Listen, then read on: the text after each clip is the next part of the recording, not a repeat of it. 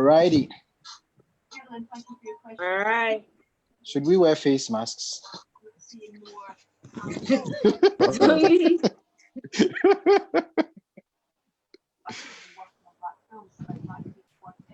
Okay, so who is going to kick us off? Omo, you should kick us off. Yeah, good with kicking stuff off, so yeah. Okay. My name is Omoladun. Oh, please, you are starting my interview, please. Well, you said I should go first. Okay, can you? Hey, all right. So we are good now, guys. Good evening to everyone. I hope everyone can hear me loud and clear. Yes, we can. Okay, amazing. So we are on Facebook now. All right. So thank you very much, guys, for joining me tonight. Those watching us on Facebook, thank you very much for joining us. We are here to just talk about film, more specifically the African film cinema, and how best we as film filmmakers can contribute our skills and knowledge to, keep growing it. Now, today it's going to be a little bit different. We are doing a roundtable with filmmakers from across Africa to talk about the sustainability and how sustainable is it to build a film career here in the African cinema. And so, yeah, I hope you guys enjoy it. So, guys, once again, welcome. Thank you. So, all right. So, if you guys can hear me, let's just kick it off with a quick introduction. So, I think I'll start with Asamoah from Nigeria. So, a quick introduction of yourself and what you. My name is Omoladun Adenuga. I'm a filmmaker, but emphasis on directing, producing, and writing. What else do you want to know? Yeah, I've worked on a couple of local TV films. I also worked on Battleground for Africa Magic. I'd say right now I'm freelance. Yeah, that's all.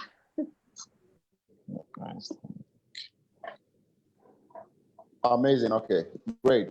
Omo. Now let's go to Justice. The big man himself. How are you doing? I'm good, bro. Well, my name is JusticeOrnan. Abadah. I'm a Ghanaian filmmaker, director, producer, cameraman, editor. Like you can mention. I'm almost everywhere. Yeah. So I've shot a couple of films. I've shot a couple of adverts as well. So yeah. So what else? What else should I add? Yeah, I think that's it. Yeah.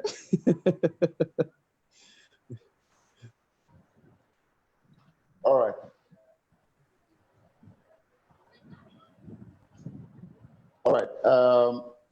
Thank you very much, Justice. So we are going to move on to Stephen. Just brief us about who you are and what you do here in the film industry. Please unmute your mic. Unmute. Okay, sorry about that. I'm Stephen Asamoah.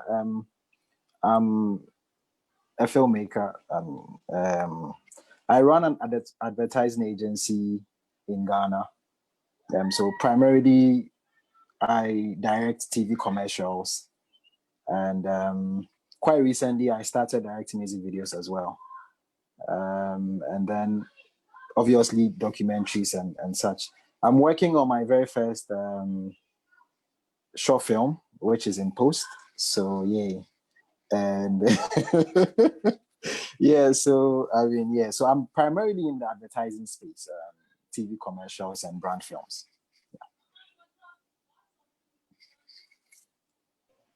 Amazing.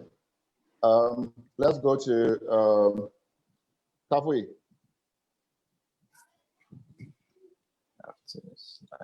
Yes. Okay. All right. We have been My here name is. before, but introduce yourself once again to us. Okay, I'm Kafui Praise. That's my brand name, but my name is Matilda Adugbachi, Ghana-based photographer and filmmaker. I've done a few documentaries, projects for major NGOs. Those are documentary projects, music videos, and a few stuff here and there. But I'm still learning my way around film things. Okay, that's very moderate and and small. Amazing. I know. So we have Daniel. Is there? Yeah, good afternoon.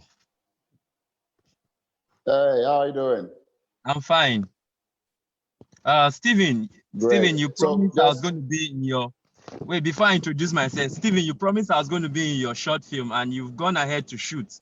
You are in post, and I don't know anything. Charlie, I beg. Okay. Izu Daniels, Nigerian filmmaker. I'm a filmmaker. I'm a director. I have 2 short films, and I currently work with the Johnsons, African Magic, the Johnsons. I'm developing some other short films and web series, and that. Yeah. amazing. So who? Okay. All right. Where is Freeman? Where did Freeman go? Okay, Freeman has disappeared. I think he's going to join us soon. All right, guys. So without much ado, let's just get into the conversation. Okay. Now, I've often than not heard the saying that He didn't introduce new Dromo. He hasn't changed his name. I was just looking for who is this XTY? Yeah, I told you that I log into my account on there. Yeah, with your phone. Sorry. Man, my apologies. Please tell us who you are, kindly. All right, so I'm JusticeOrnan Dromo. I'm a filmmaker, cinematographer, and a photographer. Yes, so I've worked on a couple of films, series, TV series, web series, yeah, and some documentaries as well. So, yeah, I'm good to be here.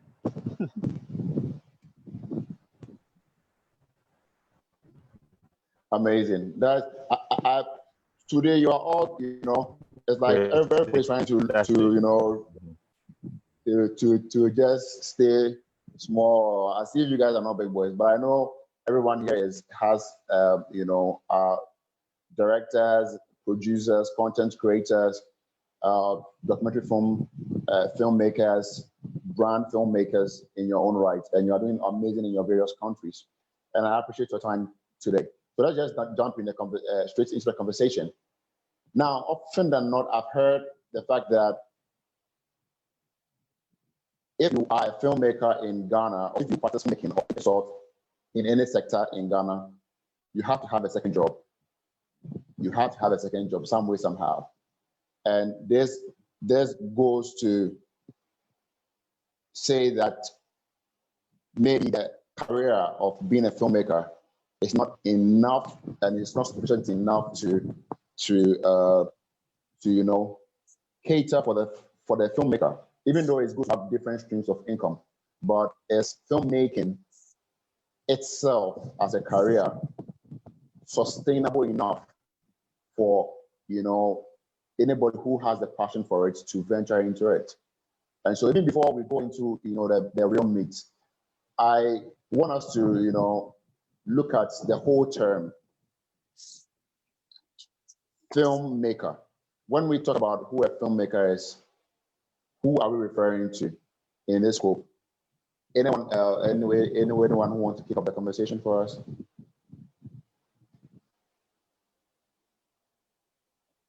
Steven, you want to do us the honors? Omo just unmuted her mic, so I'll pass it on to No. her. I wanted you to. Well, Go first. I think in its very basic meaning, it's just someone who is a storyteller. You know, when you distill the thing to its essence, filmmaking is storytelling. You know, so then it means that it cuts across from the person who conceives the idea, the writer, to the gaffer who places the lights, you know, to the PM who ensures that the things are put together. Ultimately, everybody is working towards telling a story. And so oftentimes I feel people think that filmmaking is, you know, when you're shooting a feature or when you're shooting a short film. But you have documentary filmmakers too. As long as you're telling a story, whether it's in 30 seconds or 60 seconds. As a matter of fact, there are like 15-second film festivals, you know, now. So I don't think the time frame you're telling the story in matters, as long as you're telling a story. And I think primarily that's, for me, who a filmmaker is. Amazing. So, like I said, randomly, this conversation won't be like normal. So immediately somebody finishes, anyone can unmute the mic and then just jump on board. So, Justice, you want to throw in something on this one? Yeah, I want to add to what Steven said. Well, basically, I would include the camera part to the storytelling. So the filmmaker is someone that tells a story with a camera, because those in theater also are storytellers. So, but everything Steven said, yes, minus the camera part. So a storyteller tells stories with the camera, and that includes every person that works, you know, behind the camera, in front of the camera, to, you know, give us the story that we enjoy to watch. So yeah. Well, I agree. I think a filmmaker is basically a visual storyteller. So I agree with Oluwa and Stephen as well. So I think filmmaking is broad. And if we are supposed to be talking about filmmaking now, I think it will take us like forever to talk about filmmaking. Yeah. But basically, it's just visual storytelling. So that's all I can say about filmmaking for now. Then this guy, Matilda. So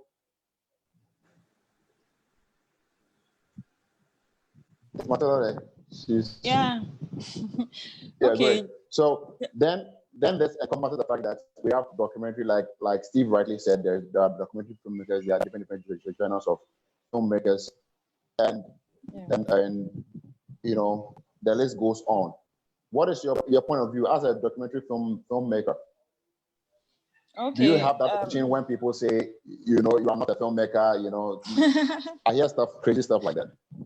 Okay, with documentary filmmaking, it's still the same thing as my colleagues have said, a visual storytelling. But in this aspect, you tell real life stories of actual events that have happened. That's the difference between the documentary and then the fictional films. Telling real life stories. Thanks.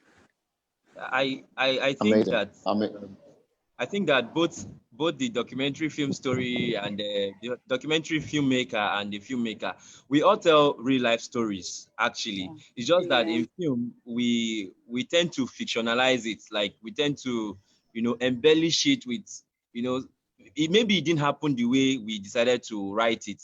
For the filmmaker, you own the story, so you decide how it goes, you decide how it ends and the rest. But for the documentary filmmaker, your story is there, like the end, you already know the end. The end is in life, or you know, there's this, the end is already there, so you don't have to, it's not like you're going to you're not recreating the story, you're just telling it. But for a filmmaker, you can actually pick up a story that is a true life event and then retell it with the intention of passing across some messages. And now those messages you want to pass across is determined by the storyteller himself. What do you want to say? What's your moral, what are the themes of your story. Those are the things you want to say, and those can guide you to, change a few things, alter real life to, to create your own, make it fictional. But we as filmmakers, we also tell real life stories. There are sometimes you watch some films and they'll tell you true life,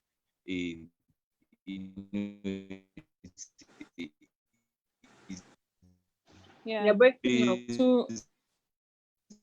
His line is breaking off. Yeah. To add to story and the rest. So we tell real the end. Okay. But I think okay, for Dromo is a coming in. filmmaker, I think for a documentary filmmaker, I think they are rather telling the real story, because in documentary filmmaker, you get the actual people, but as in film, as in movies, as in movies like this, you get someone to act it. Do you get it? Yeah. So I think documentary rather it's like playing characters, like real characters playing the role. Okay. And I think add. Yeah, Matilda, come in. Okay. To add to what has been said. Sometimes. Yeah, I'm waiting for you. Just go ahead. When you're done, just go ahead. Can I go? Yes. Go. Okay. To add to what has been said, whether a documentary filmmaker or a fictional filmmaker, you are a filmmaker. Of course. And the only difference is that one tells actual stories that have happened, and the other tells stories, but the actors may not be the actual people that the incident had happened to.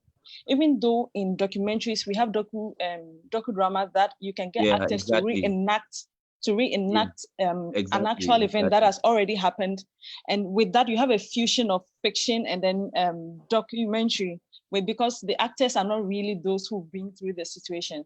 So you are a filmmaker, whether you are a documentary filmmaker or fictional filmmaker, you are a filmmaker. Thanks. Exactly. Mm-hmm. Thank you. Well said. Yeah. Yeah, exactly. She's actually closed the gap I was trying to close. Yeah, she's closed the gap, because most times as a documentary filmmaker, if real life filmmaker, you can actually, like she mentioned docudrama, you can actually get people to reenact some scenes because the real life person is not there to reenact it. But things are changing. Take for instance, you're an actor and something happened to you, and then you told someone the story and you decide to write the script and shoot it. Let's say you're making a short film, decide to make the film, and the person the thing happened to is playing a character in that film. Now, that's like someone who it happened to reenacting the character what happened to her in your film. But this time around, you, the storyteller, determine the end. Maybe in her story, it ended this other way.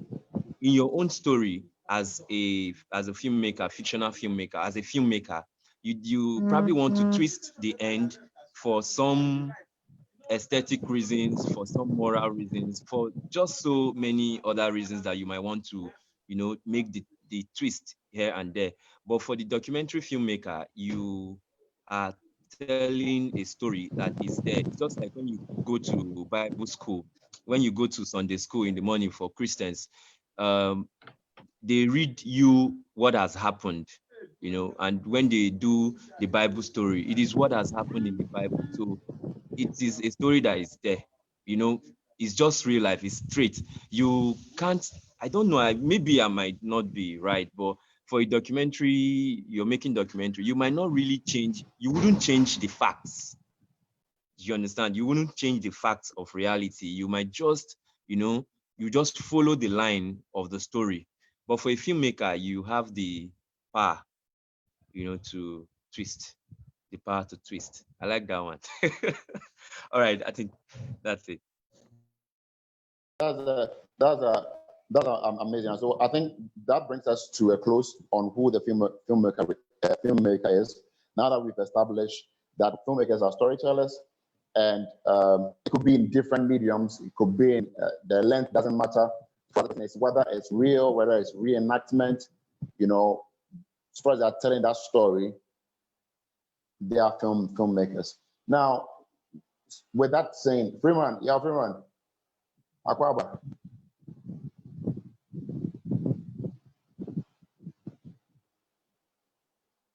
Freeman, unmute your mic.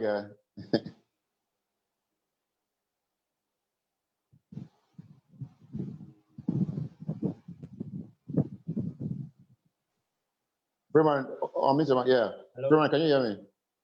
I can hear you. Yeah, can you hear me? Yes, sir. Oh, your sound is quite low. Hello? Can you hear me? Yeah, it's better, but it's very draggy. Oh, okay. But I hope you are doing well. I'm doing well, boss. Yourself? Great. So let's continue with the conversation. So I want to quickly know.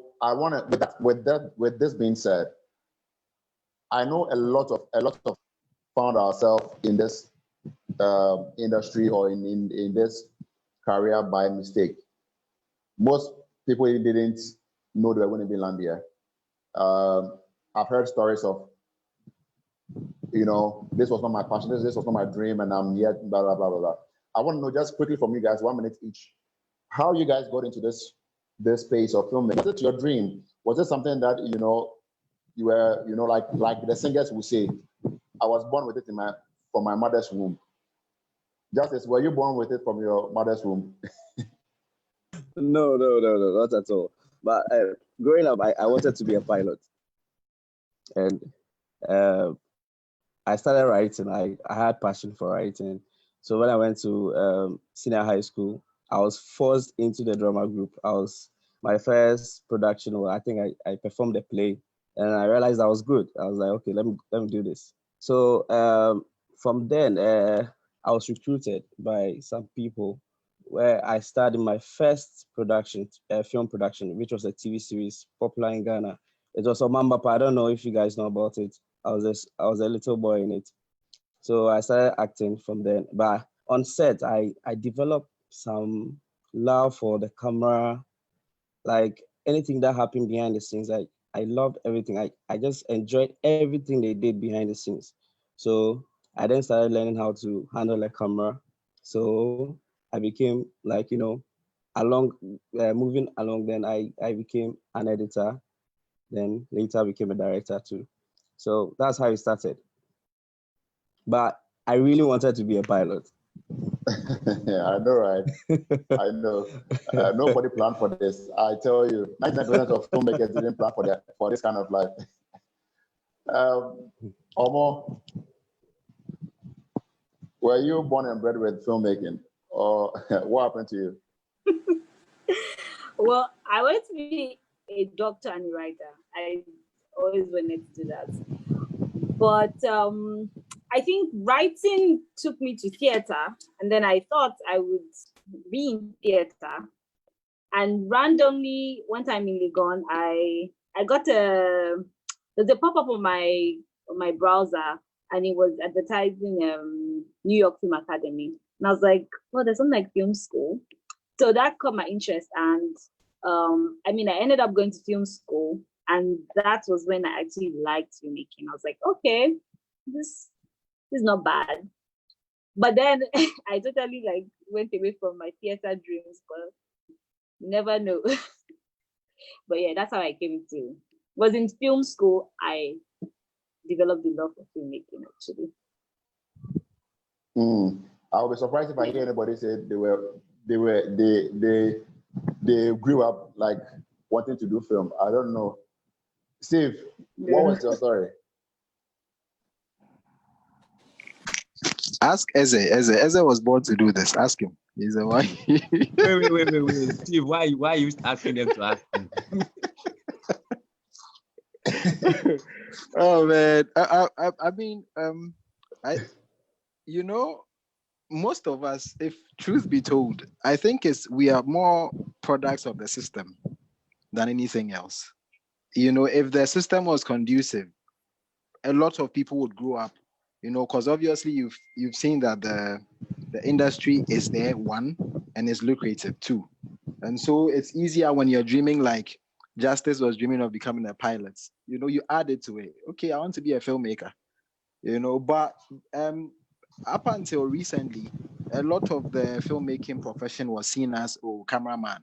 Oh, he's a cameraman. Oh, he's a cameraman. Oh, you know, so even photography, until recently, a lot of, and when the graduates got involved in photography, every photographer was photo, you know, and so there was a certain stigma attached to it. So, you know, but for me, my journey, so I did the whole, you know, university education thing, and then I was working with a bank, but then I always had a dream to be a writer and a director, and so in my case, I had to leave the corporate world to start my company.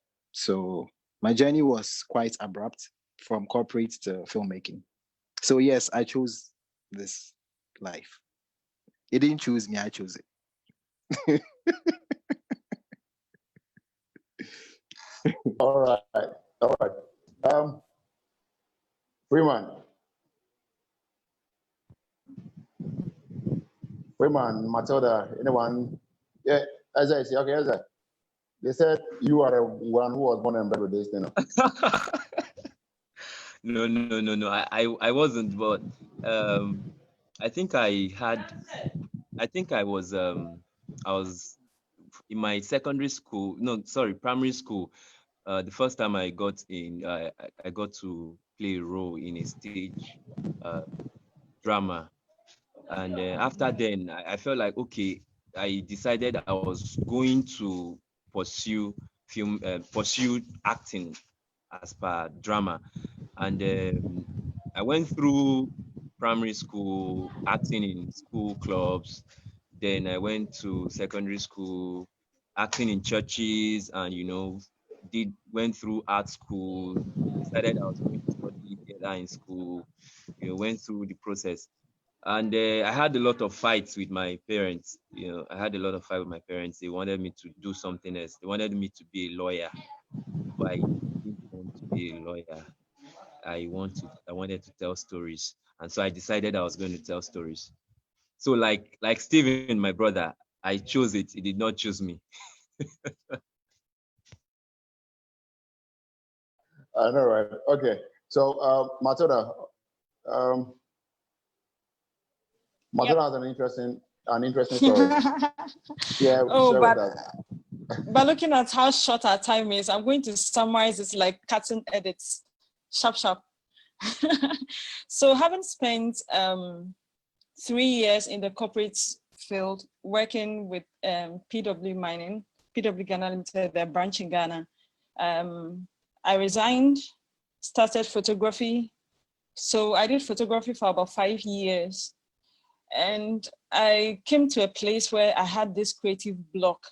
Having shot over 50 weddings for events more than 200, I've lost count of events. I've done this photography thing so much.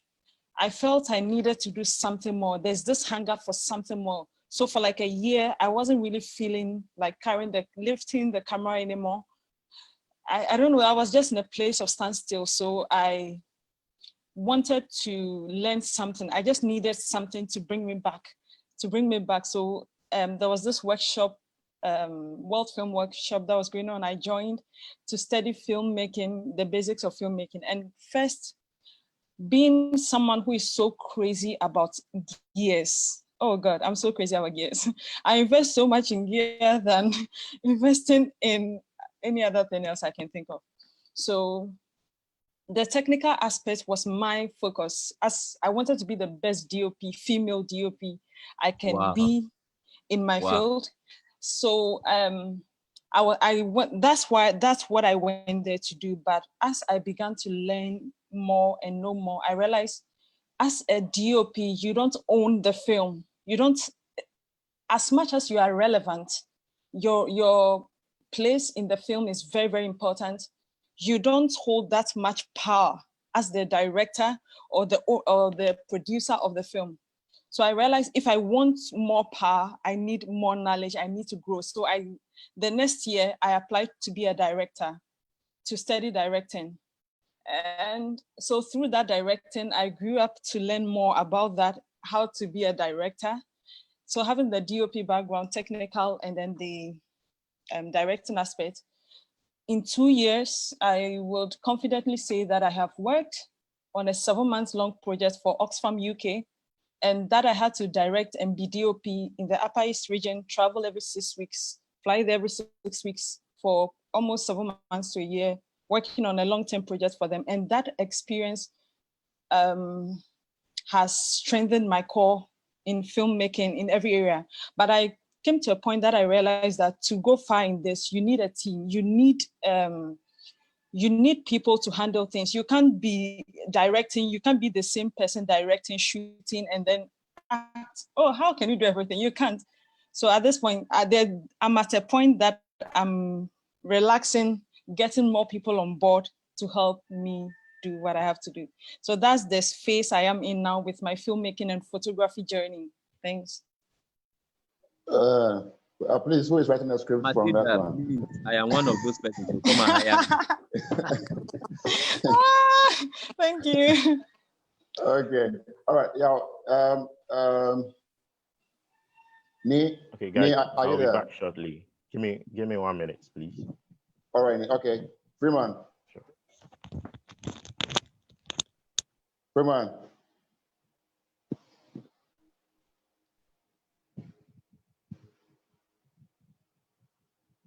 Freeman, can you hear me?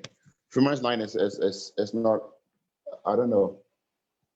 He seems to have a problem with his. Yeah, can you hear me? Unmute your mic. Hello. Yeah. We can hear you now. You can hear me now? Okay, sure. Yeah. Oh, okay. So okay. For me, growing up, I was singing. Okay, I was singing in church, at school. I was a worship leader, praise leader. You know, I was playing the guitar, playing drums. Never crossed my mind of becoming a filmmaker. So when I completed DSS by then, our time was DSS. So I was at home doing nothing, and then a friend invited me to an audition at La Paz. So I went, I joined, but then I was acting in school and at church. We were doing stage plays and all that. So I joined the audition, and then we went on set. That was somewhere around 2008 or so. I went on my first movie set. I didn't really want to go and act. I wanted to go and see how film is done. Film is being made for it. So I went on the set with them, and it was good. I mean, I enjoyed everything that I saw, how it was in those days. That was when this whole Kumawo thing started, you know. I think so. So I went on that set, and then the following year, the same production. Okay, the producer of that film has a brother who is also into filmmaking, 2K, Kwame Kechapia, and he was going to shoot a movie called Owosapua. And so he said we should come and then go on the set again. So I went on that set. I think from that set, I started having interest in special effects because they did quite some nice effects, special effects, and all those things that I've seen in movies. That was, I mean, I was in love with. So I decided, okay, why don't I learn this thing? Why don't I learn special effects and then join the people to do this work? So it started from there. Somewhere I'm talking about 2009. It started from there, and then fast forward a few years when I got into senior high school. I think in 2011, a friend of mine made me join the drama group. So I was in the drama group, and then we shot our first film in 2011 or 2012. Since then, the passion just grew. It just grew. So from the beginning, I didn't want to become a filmmaker. I thought I would become a musician. But then the film just came along the way, just grew, and then I took it from there. So I started writing stories of my own, and started learning how to edit So that was the first thing I did. I learned how to write stories. I was writing stories and I learned how to edit. And then from there, I started going on more sets. I developed the love for cinematography. I started asking questions, going on YouTube, learning. And then finally, I decided that, okay, fine, I want to be a film director. Then it all started from there. Fast forward, I mean, this is a summary of my whole story. Yeah. Amazing. So we have musicians, we have pilots, we have some bankers and doctors, and you're okay. All right. So let's go to is me back? Yeah, I'm here. Okay, Nee, here. tell us about your journey. You know. All right. So well, it started. Let me just throw back to when it all started. So it started from JHS. I mean JHS. I'm just in JHS. I'm just a young guy who, I mean, doesn't Your even video know is what off. to. Or you want to stay off me? Yeah, Your video I'll is come off. back later. Yeah, I'll come back. Okay, no problem, no problem. That's fine. All right, sure. So way back in JHS, I didn't know what to do back then. I mean, I was just young. So I mean, our parents do say that, okay, grow and become a doctor, grow and become this, grow and become that. So we were just in JHS, and a friend, I mean, a brother, senior brother, came to the school. He just came to teach us. I mean, like just extra classes kind of thing. But he too, he's in back then. He's in SHS. So he's also in the drama club, and he was like, okay, I'm in a drama club, and I've been doing this drama thing and all that, and I wish we could add maybe extra curriculum activity to what we are already doing. That's the studying. That's the extra classes studies kind of thing. Yeah. So we started with the rehearsals and all that, and fast forward, we actually had we had to perform a drama in JHS back then, but he wasn't ready. He wasn't actually available. So I was like, okay, fine. Let me just direct. I mean, let me just direct this drama, and let's see how it goes. And it came out good. People liked it. So I was like, okay, fine. Okay, this one, I think I'll stick to this profession. I mean, this acting kind of thing. So fast forward to SHS. I got into SHS. I mean, I was studying. I be mad. Mommy say go do science and become a doctor in future. And I went to SHS too, and I joined the drama club too as well. I joined the drama club, and yeah, we had some one or two productions. We actually the first SHS to produce a movie, like to shoot a film back in 2000 and I think 2012, 2011, thereabouts. Yeah, so we actually came together, and Freeman knows we actually came together to just shoot something for the public, the audience, and they loved it. And okay, I was like, okay, fine, Charlie. Then if this is what I think will be best for me, let me just do this. Let me just stick to this. Let me just stick to the filmmaking kind of thing. And that's the and already I always like holding the cameras. I always like taking pictures of events, like maybe in school there's entertainment kind of, yeah, I just have this small camera I bring along anytime. I'll be the one to bring camera and take pictures and post it on Facebook later and tag people in it. So I actually fell in love with the camera in SHS, and that's it. Here I am. I think this profession is just made for me, so I was just stick to it. Yeah. So I think that's it. Actually, that's all.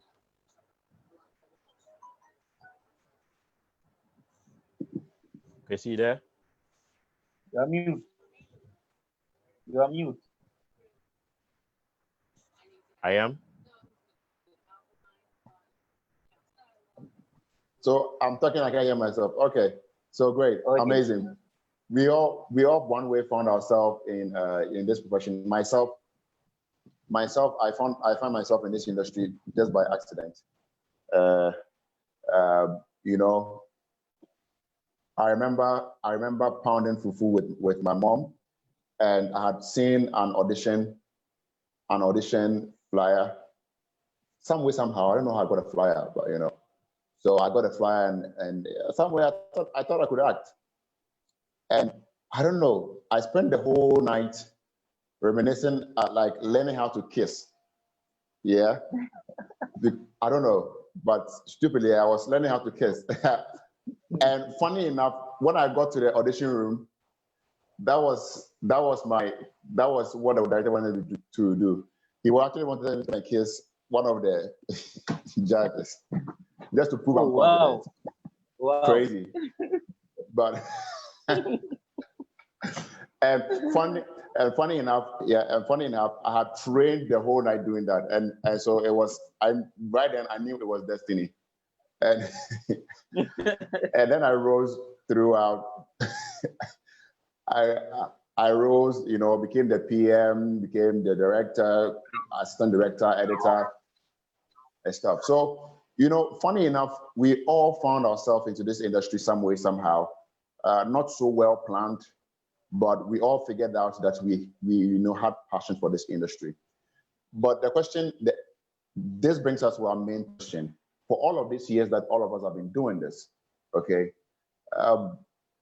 honestly, okay, how profitable is this career path as a filmmaker in you know, Nigeria and Ghana, you know, in Africa as a whole, and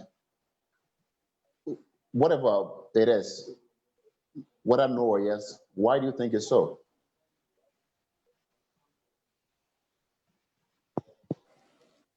Who wants to go? Justice, you want to take up on this one? Okay, Steven.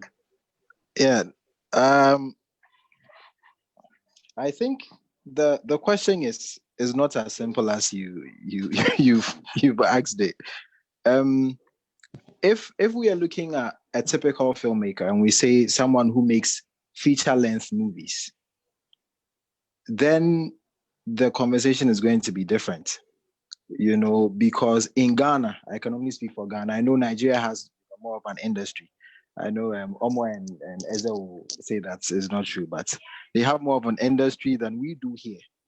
For example, a typical filmmaker here would have 2 or 3 places to premiere their movie when it's done. You do West Hills Mall, you do Accra Mall, Silverbed, and then if you're lucky and you have the funds, you can do the conference center. You know, there are no theaters here to do any proper premiere and do any proper showing. So if you're talking about a creative in terms of a feature filmmaker, well, so I'll leave that one for the others. But for feature filmmaking, no. But for documentary filmmakers and directors at large, you know, you are available to direct music videos, TV commercials, TV series. If you're a freelancer and you know what you do is that you get called from project to project, and so you direct anything. You are not a specialist in directing feature films or short films. You are just a guy who directs and tells stories. Then you can make a living out of this thing, you know, because you get called to shoot music videos, you get called to direct TV shows. For example, you have someone has a TV series, they call you, oh, can you direct for me? You get paid. In that instance, you can make a living in this field. Speaking about the advertising space, for example, now you see the reality of our situation here is that you can't afford to be just a feature filmmaker. I want to see one person say that all I do full time is movies. I'm yet to see somebody in Ghana make that claim. I mean, I stand to be corrected, but I'm yet, and I want to know where that person lives and what car they drive, because I don't know where you premiere your movie to even make back the investments that you made in it, you know. But if you are a director at large, if you're a producer at large, you know, there are a lot of you know, jobs available. Recently, you know, there's a proliferation of wedding filmmakers. You know, that's an industry, and I know it came out of a necessity because, you know, you're home every day. The jobs come once in a while. So you look at the wedding people and you're like, okay, I can make a living shooting every weekend. You are not necessarily telling the story and, you know, color grading and all the beautiful stuff that a feature length filmmaker would want to do, but it's a living. So I think it's more about being strategic. You can't, it's not clear cuts. Okay, you can't make a living out of it, but you can't also be too rigid. So in my personal case, my personal journey, I started out, you know, idealistic. I wanted to shoot a TV series, you know, TV shows, and I wanted to make movies. And, you know, I had all the scripts, season 1, season 2, season this, season that, had all of it. But then you realize that to even get the funding to shoot that TV series that you want to shoot is a year-long process that ends in disappointment. And then when you are done being disappointed, you have to eat. And so at a point, I think after 2-3 years of chasing this, you know, I want to be a filmmaker, I realized that, you know, I have to eat. And so what I did was to transfer the same skill set I was going to use to do the TV shows and the movies into TV commercials.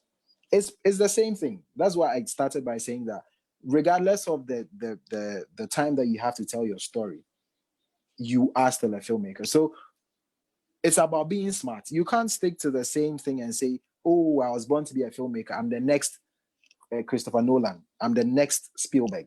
And so if it's not a feature length movie that's going to premiere at Accra Mall for my boys to come and the girls to love me, I'm not going to do anything. And surprisingly, that's the kind of mindset most people have. You know, if it's not going to be a feature, I only do features. And you're thinking, well, first of all, do you even have the funds to run a 3-month production? You know, and so if you want to make a living out of it, you can. You don't have to be flexible. Case in point, Matilda going to the north to work on the Oxfam project.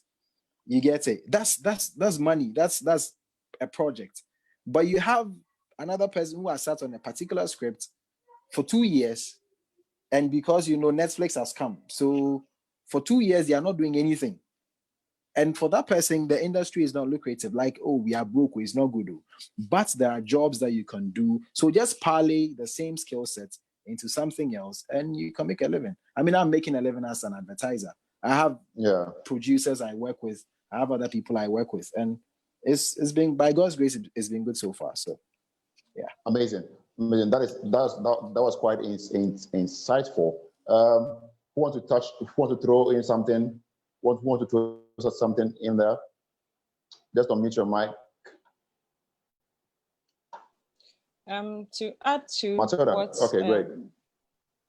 Dromo said, to survive, Steve. the question is it sustainable?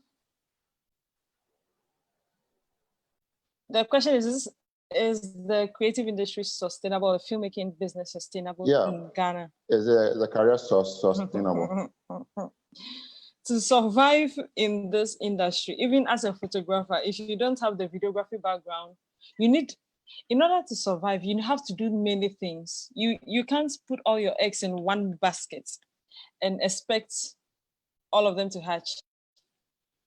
You have to be versatile. In fact, even if you have to do a corporate job and still make time for film to survive, you have to do it. Especially, let's say, for instance, you are shooting a feature or a TV series or a documentary that you are funding yourself. Oh, my dear, the Lord be with you. It's not easy. Seriously, it's not easy. And in Ghana, it's not easy. It's very cost intensive. It takes a lot of money and team. In fact, it takes a lot of funding to do that. So that makes it difficult for a lot of people to go into this field and just survive in there, hoping to make all the profits. So you just have to do many things, not just focus on film alone. There are many aspects of films that you can do. Like, was it Dromo who just spoke? He mentioned Yes, Steve. No, it's Steven. You keep renaming Steve. me. Oh, I'm sorry. Okay, Steve. As Steve said, the advertising field is there's money there. There's big money there. So that's the place. So you just need a balance. Balance it. Corporate institutions, what do they want? They like most of these corporate videos and stuff, the films and stuff. So you target them for survival. So in the midst of working for clients as a filmmaker, you make some money to fund your own productions, one way or the other. That's how come you get to survive. But if you don't have any support system, or you don't have any funders or investors investing in your project or your dream or your development plan, and you decide to just jump on faith with a camera and a team, guys, you starve your way through. But you just need to have a balance and have many things you are doing. For instance, I do photography, I do filmmaking, I do exhibitions, art sales of my documentary artworks, and I teach photography, filmmaking. I try to do I'm into shipping now. So in case anyone wants to ship anything by air or sea from the US to Ghana, I'm marketing myself, come to me in Ghana. So I do that too on the side. I do many things just to survive. So you just need to find a way to survive. It's not as a creative Ghana. I don't know for Nigeria, but Nigeria is more of an industry. Nigeria has more of an industry. In Ghana, it's more like a private industry, closed one. So it's difficult to really say that you're surviving on it. But we pray that doors will open. Yeah, thanks. Yeah, Daniel, how is Nigeria? Daniel and Omo, how is Nigeria? Are you guys able to survive as creatives, filmmakers in Nigeria by just doing filmmaking?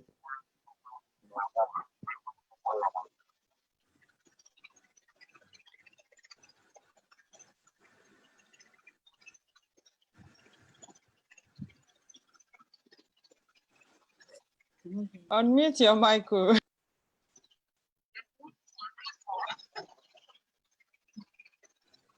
His network is. Yeah, Omo, you can speak.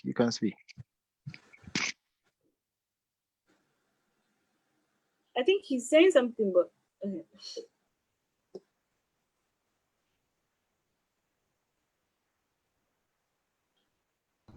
Can you hear me now? Yeah. Okay. Just like Stephen and Stephen said, it's actually not about Nigeria or Ghana or anywhere. It's about Africa. When you don't have anybody sponsoring you, then you have to look for ways to get your own, get your funds. For the films I've made, I've spent my money to make them, and sincerely, I really haven't gotten much. I've not gotten anything actually from them. But you see, just like I have decided to be in the film industry, and I told you, like I introduced myself as a film director, but I do a lot of stuff. I do transcriptions, do a whole lot of stuff, continuity and the rest. I do property management on set. In fact, presently I work on African Magic series, The Johnsons, as a prop master. These are all ways I've been using to sustain myself until my name is bankable.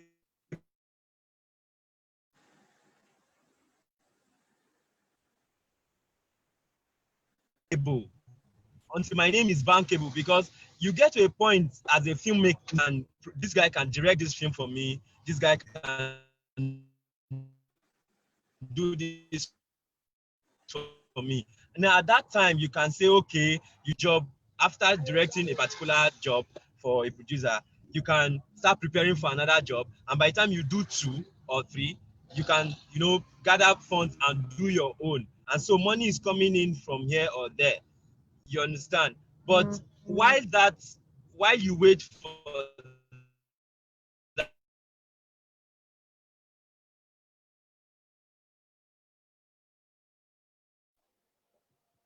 As network is going down. If you can hear me, your network is off. Omo? Yes.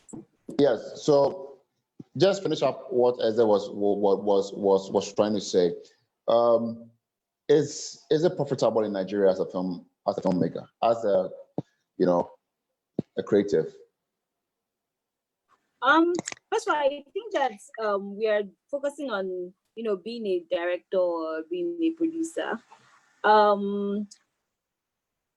mean, looking at filmmaking as a whole, I would say that there's always production going on, and depending on your network, so to say, it's also dictates like how constant you get jobs. So if you're a gaffer, it's easier for you to jump from production to production.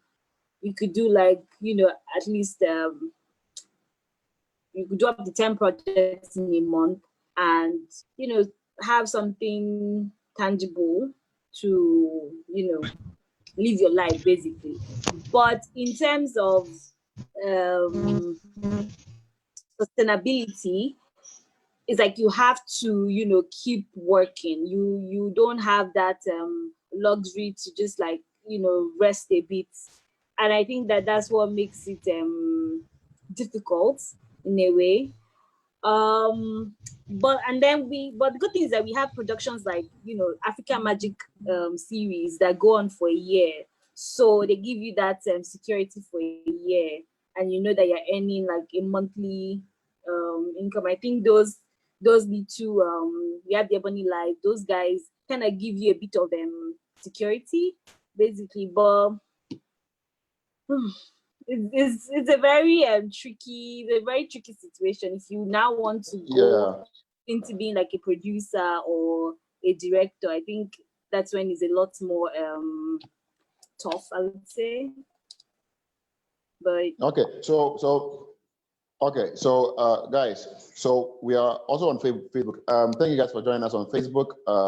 Your comments are coming in. We are seeing the comments. I'm going to go to a few of them right now and see if I can read some of the comments and get you guys to try and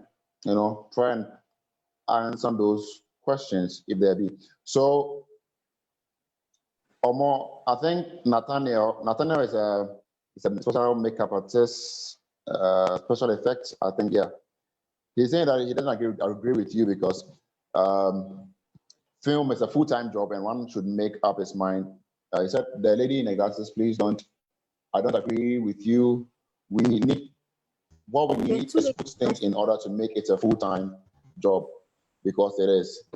So he's saying that it is a full-time job. But there are two ladies so in we glasses. need to make up our mind. Yes, two ladies in glasses, so please be specific so we know which one. Maybe Matilda or more. But anyways, I think his question brings me to his contribution brings me to my next question, which is which I would want to start with Nee. Are you available for me? Yeah, I'm here. Yeah. Great. So quick one.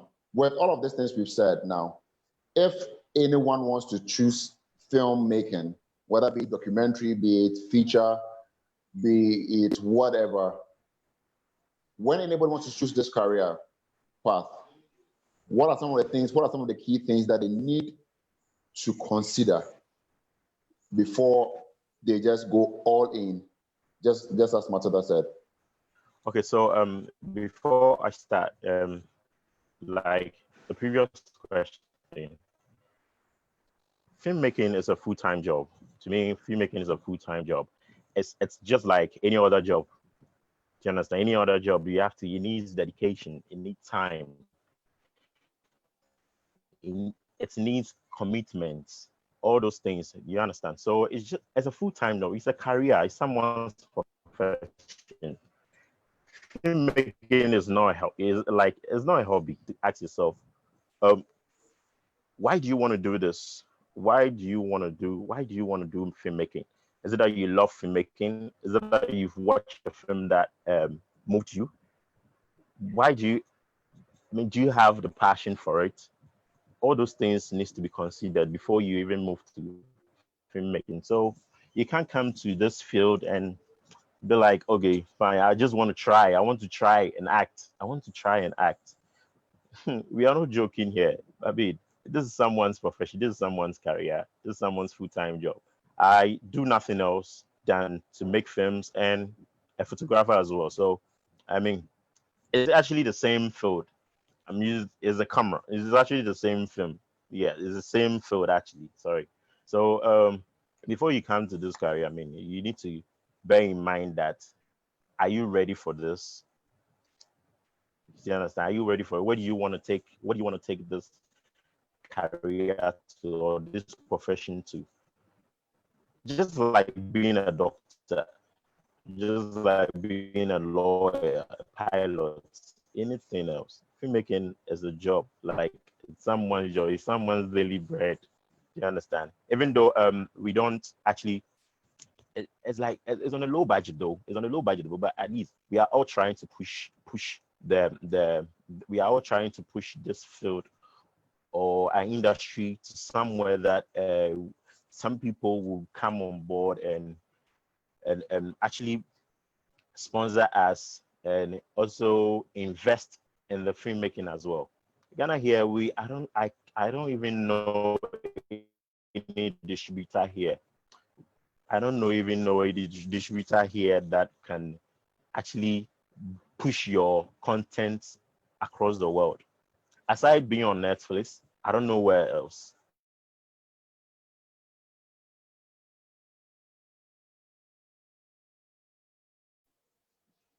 Yeah, okay. I think Nay's thing has frozen. Yeah. Justice, Two. Justice, coming for me. Justice, coming for me. Justice, are you here? Justice. Okay, while we wait, I would. Yeah, I'm here. I'm here. I'm here. Can you hear me? Justice. Yeah. Yeah. First of all, you need to consider your skills. Yeah. You need to know what exactly you're going to do because there are so many aspects of filmmaking. You want to handle a camera. You want to handle. I don't know what your skills are, but does it make you happy? Because filmmaking is passion driven, and we also do this for profit as well. But if it doesn't make you happy, if you don't have the passion for it, I don't know why you should be doing it. I'm not sure you come out with good works if you don't have the passion for filmmaking.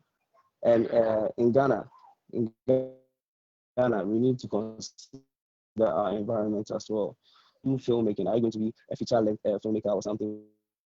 Are you going to be a documentary filmmaker? Are you going to shoot commercials? Are you going to shoot music videos? You need to consider what exactly you want to do before going to that. But in Ghana here, when it comes to the profit party, I was not able to chip in. I think you guys said it all.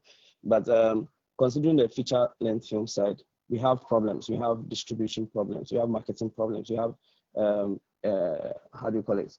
We don't have investors in all these things. So to become a filmmaker, I think you should consider other sides of filmmaking, like other aspects of filmmaking, at least, because you can't rely on feature length films alone. You need to, practice other aspects of filmmaking, as in like still photography and other things. So before you thinking of becoming a filmmaker, you should know what exactly you want to do. And if it makes you happy, you have the passion for it. Because there are seasons where you have jobs coming a lot. And there are some times that you can even sit at home for like 3 months, 6 months, you don't have jobs. to do. So Yeah, do very you true. have the past pressure? Yeah. So if you can handle that, then filmmaking is yours. If you are you're a person who can easily come up with content, you're innovative, I think filmmaking, and you have the eye for details, I think Okay. filmmaking is Yeah, yours. yeah. On Yeah. your side, with what you do, yeah, I know. Yeah, you work with a lot of very young upcoming actors, and you are really more on the ground working with very young people. I know everyone here does, but yeah, what would you say to anyone? What should they consider? Anyone who wants to consider filming as a career, what would you want to tell them? What should they consider? Yeah, please unmute your mic. Okay. Can you hear me now? Yes. All right. Yeah, I think first of all, you should know your target audience. Who do you want to make the film for? It's very, very important. Sometimes people make films, and myself, I have done it in the past. I've made films for the wrong people. I mean, I've made short films, and I realized I was putting it out, or I was making it for the wrong people. And I mean, though it wasn't on any big budget, but I mean, the little, we're not making any big money from films. So the little you get that you put into your project, it's very necessary that you use it wisely. So when you are not giving your message or your movie, your film to the right people, it doesn't help. So my all I'm saying is, before you make any film, your first thought should be, who are your target audience? Who are you targeting? Who are you making the film for? You understand? You should know the story you are Yeah. telling, whose story is it, and then who needs to hear that story, who needs to see that thing you are showing in the film. It's very, very important. And yeah, personally, that is the only advice. I think if you can know who you are making the film for, it will help. How do I put it? If you know who you are making the film for, it will help know who you are selling to. And as such, you realize that your this word is not coming. If you know who you are making the film for, you will Your know target who market. you are. Yes, yeah, Yeah. exactly. Thank you. Yeah, so if you know who you are making the film for, you know your target market, and then you can easily penetrate. It's easy to penetrate when you know, I'm making the film for this, the family. I'm making the film for the street boys. I'm making the family for this. Then the film for this. Then how well you are going to penetrate it. I mean, I think Amazing. one thing I one thing I'll also say is, I have just three things that keep me going. I mean, you should first of all define your purpose. You should know your purpose, and then you should know the purpose. I mean, the purpose of the project, the particular project you are doing. You should know it. You should define it yourself and know it, and then you should be dedicated to the work, and then have time for it. That is it. Have a good attitude towards the work, and then that's it. You can make it. These are some things that some of us Amazing. from the beginning, and it really worried us. But now we are learning, and so by God's grace, we are getting there. So these are the simple tips I think that if every upcoming filmmaker would take. Amazing. Amazing. Great. Anybody wants to throw in 1 minute on this one before I move on? Yeah, Omo. Okay. Yes, Omo, yes, you want to say something? yes. First of all, I think that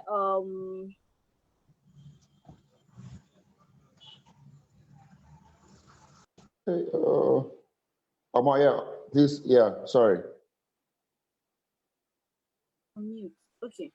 Yes, as I was saying, Okay. filmmaking is not only about the creative part. So I've had a friend that she was working in a corporate, and she came to visit me one day on set, and she was like alarmed at the work we were doing, the number of hours we spent on set, and how crazy it was.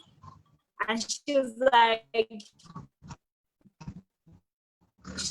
I mean, initially she had been telling me she wanted to be an actress, but now that she has come on set and she has seen like how many takes you have to take before you get your lines, or the whole process of it, and she was like, no, she's not going to do it. So I think that it's not only about like making a movie or being an actor or being a director. Like, we also like you could think that, okay, I'm a lawyer, how can I come into the film industry?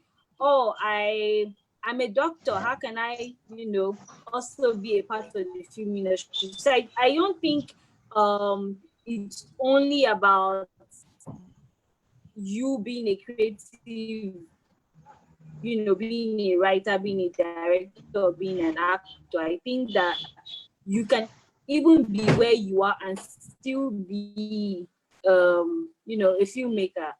Like, occasionally when I write, I would call my friend as a doctor for information or idea on things. And I think that if we open it up to just it being like it's a clique of only creatives, I think that it makes other people outside feel like, oh, they have to quit their job to come in. But I think that filmmaking is a bit bigger than that, and is not only about. So if you weigh your skills, you can see how you can transfer it to filmmaking without actually having to quit your 9 to 5 or totally commit to working on set, basically. On set. So that's my own take on it. Amazing. Okay. Yeah. Basically, if you actually want to choose this career path, right? Beyond the fact that you decide that you want to go into filmmaking, I think that you also have to do yourself that work of learning the trade. If you want to be a director or you want to produce, you want to be a producer, you don't just learn how to produce, or say you don't just learn how to make the film. You learn how to sell the film. Selling the film is part of film production. Distribution is part of the entire filmmaking process. So for somebody who wants to come, you want to come in into one of the administrative or directing or producing aspects of filmmaking, then you should learn how to market your product. And these days, the advent of social media, web, has made marketing your product very, very, very easy. Your brand, creating a brand, it's actually about creating a brand for yourself. What brand are you selling? You're selling the story, but what brand are you selling the story in? And that's what makes your concepts. You have to make them marketable. And then for you also have to understand that sometimes filmmaking is about sowing seeds. You might not get money from that particular film you've made now. Take for instance, I made Tare 2016 or so, and up until 2017, I didn't make a dime from it. But Tare was going for 2017 once, and before the end of the festival, I think Tare came out second. Now because it was short film. Now, if you have the money, if you have the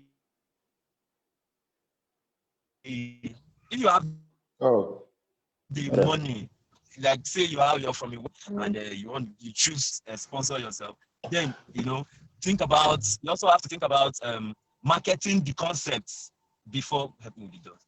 You also have to think about marketing the concept before you actually go ahead making it. I have a producer friend of mine who doesn't roll his camera until somebody is willing to buy the job. So somebody like that would not really be losing much from making the film, because sometimes the problem we have as filmmakers is we are like the visionary filmmakers. We are very passionate. We want to make this film, Now we make the film we concentrate on making this film, forgetting the marketing aspect of filmmaking. That it's not just about your concept. It's not about your idea. It's not just about that I know how to make film, but more about, okay, how do I get this thing that I'm part of it? You know, there's a lot in Ghana, the Accra Film Festival and the rest. They are part of mediums through which you'll be able to market your ideas. Because once you're able to market these ideas, sometimes, like if you start with a short film, once you're able to market your ideas, people are seeing your work, people approach you. Lately in Nigeria, I have had to, sometimes receive calls from some people. They'll say, oh, I saw your job. I saw one of your work on social media. I feel, okay, can you do this for us? Can you do this for us? Now, and movie. And, some of the people I've talked to are still not very, very willing, especially with this COVID-19 that has happened. Some people are not willing to drop their money. But you have people who come up and say, okay, can you do this for us? Now, so it's a little here, a little there. You do this now, you references. If you make a particular job, a particular film, it's there. People say content is key, is king.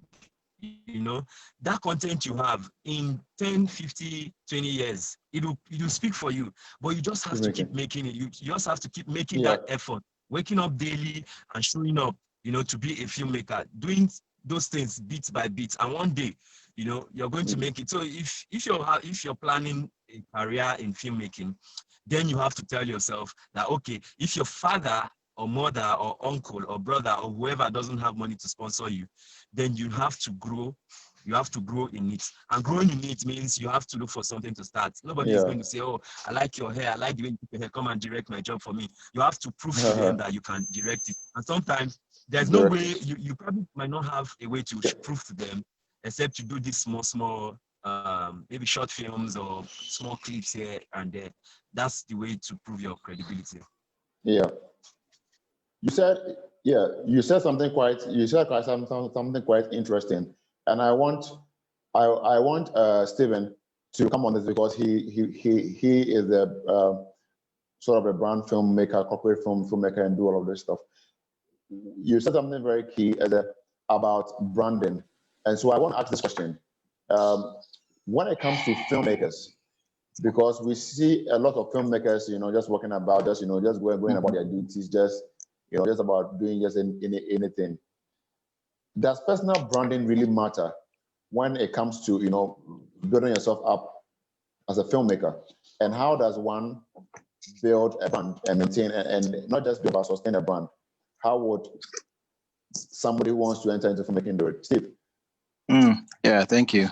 I think we should have an entire conversation with just Eze. He will just walk us through the whole thing, because he's very, very, very, very knowledgeable in the industry. But I mean, to answer your question, as with everything, branding is important. And I think that sometimes we look, and even sometimes the corporate brands make the same mistake. We feel that branding is the paint or the coating that you put on the surface. So you can be rusted inside, but just splash on a fresh coat of paint and you're fine. Branding goes beyond how you pose on social media. It goes beyond how you are active on social media with the videos you post and so on and so forth. Now, in the corporate world, one thing I've noticed is that your brand is actually your trustworthiness.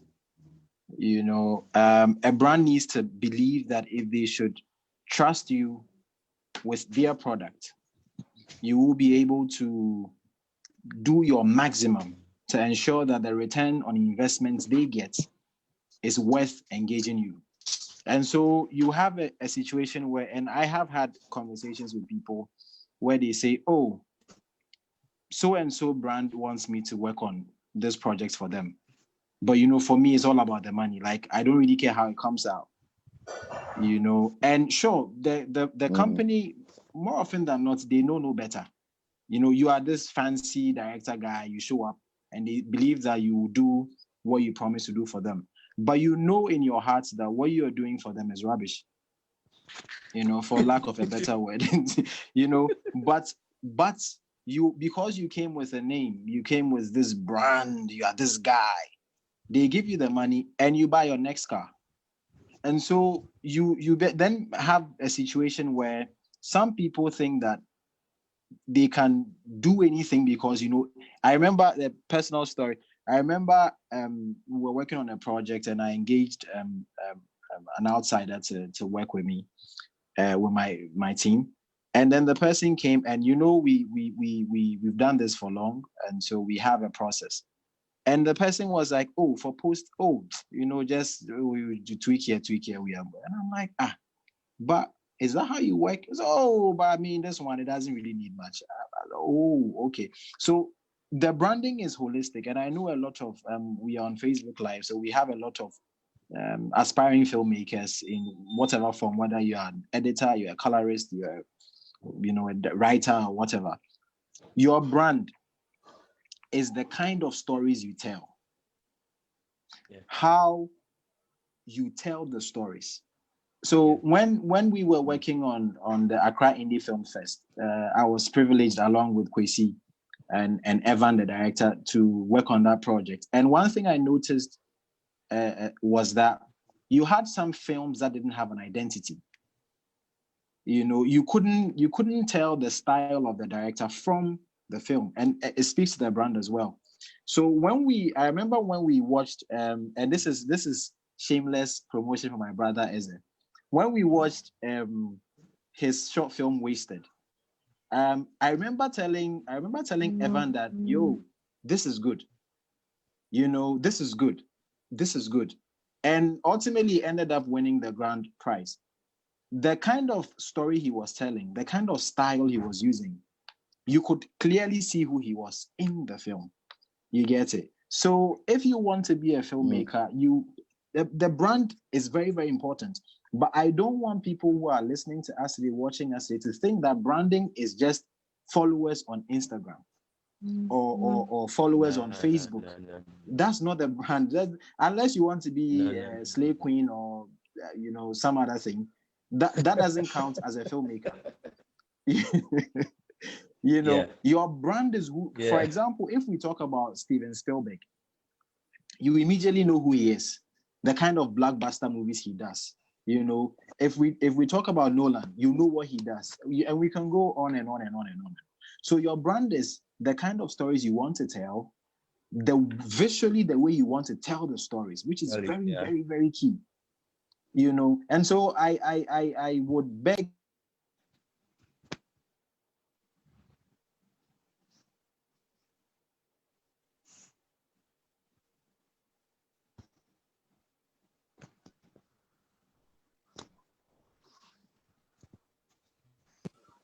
Sorry, have I been muted the whole time? No, you just went off just a very short time. Okay. Long. Oh, sorry. Yeah, no. So I mean, so for me, that's a brand. If you want to work in the corporate industry, trustworthiness, because they are trusting you with a lot of money to help them sell primarily. So I can speak from that side, and maybe the rest of my colleagues will speak from the other side. But for a creative director, for example, you need to have the trust of the people so when they call you, we get called for a lot of jobs, and in the corporate environment, you go to do a presentation today and then someone goes after you, so for one job you have like 1,000 agencies bidding for it. So what sets you apart? Fine, you can say, oh, my picture quality is really awesome, but you are not the only person who shoots on a red or on a black magic. so when it comes to that side, the aesthetics of it, well, I mean, anybody can do it. You get it. But why would they keep coming to you over and over and over and over again? Because they trust you. Because they trust that when they give you their brand, when they trust you with their brand, you will do whatever possible within your power to tell the story of the brand, such that when they are doing their annual audit, they will see that when we engaged so and so agency, when we engage so and so filmmaker, this is what we got in return. But you don't just see it as one of those jobs. You show up, you do it, and you bounce. You show up, you do it, and you bounce, and with no concern or care for the agency or the brand. Yeah. So that's amazing. It's been wow. You've said quite insightful stuff. Yeah, Eze, you want to talk about something small for me? Yeah, because in addition to what he has said, with the branding, you need to be consistent with what you're doing. You need to be consistent with your brand story.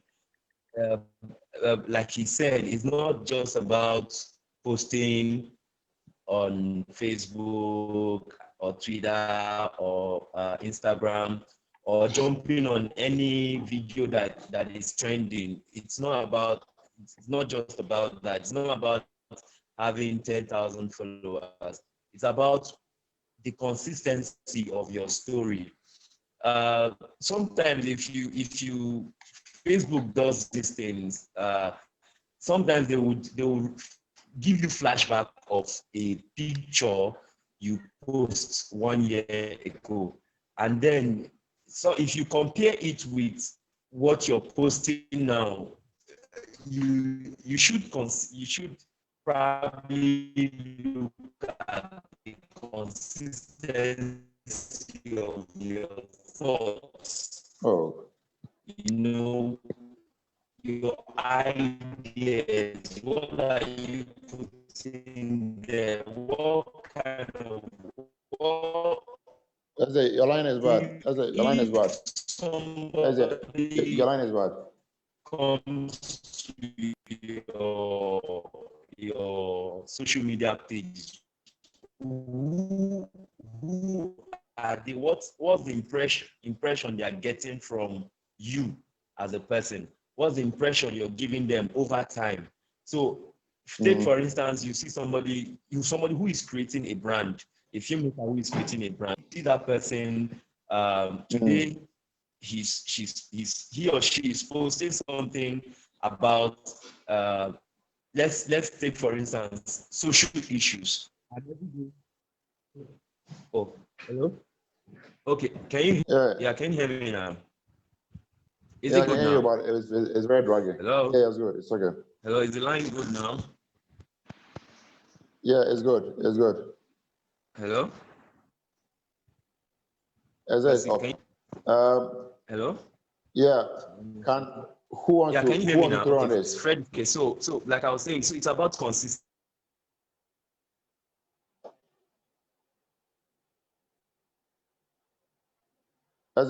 Your line is bad. Justice, you want to go on this one or more? Freeman, Matilda, who wants to go on this once more? Your line is quite breaking. Okay, no problems. I'll wait for them to talk. Okay. To add to what my colleagues have said, which is very, very profound, with Brandon and then the other side with Izzy, it's very, very profound. To add to it, one thing I think we need to work on as African filmmakers is to work on our development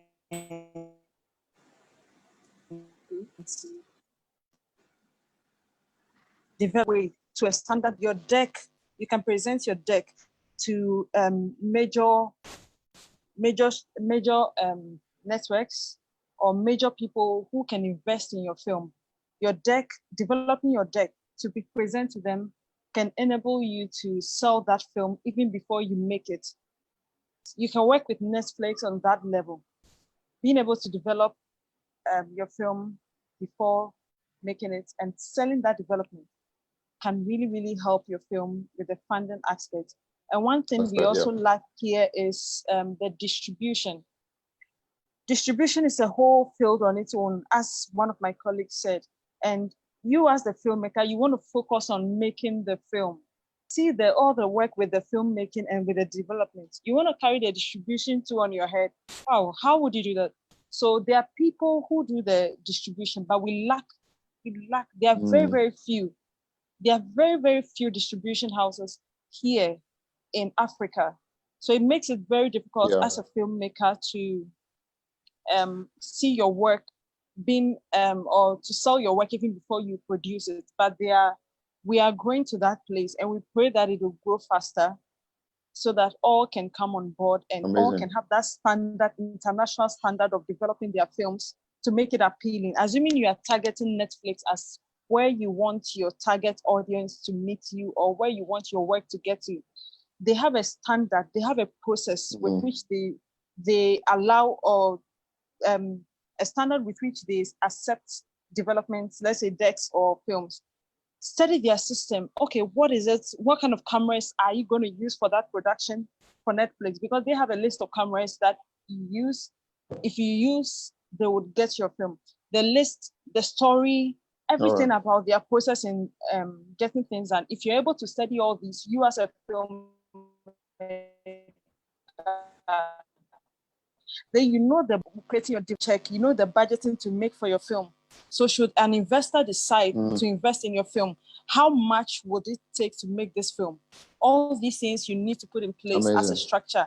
Even before you get on the field to produce that film, these structures would help you know what you are going in for and the end product of it. Okay. All right. Yeah, sure. Justice. I wanted to add, Omo. yes. Yeah.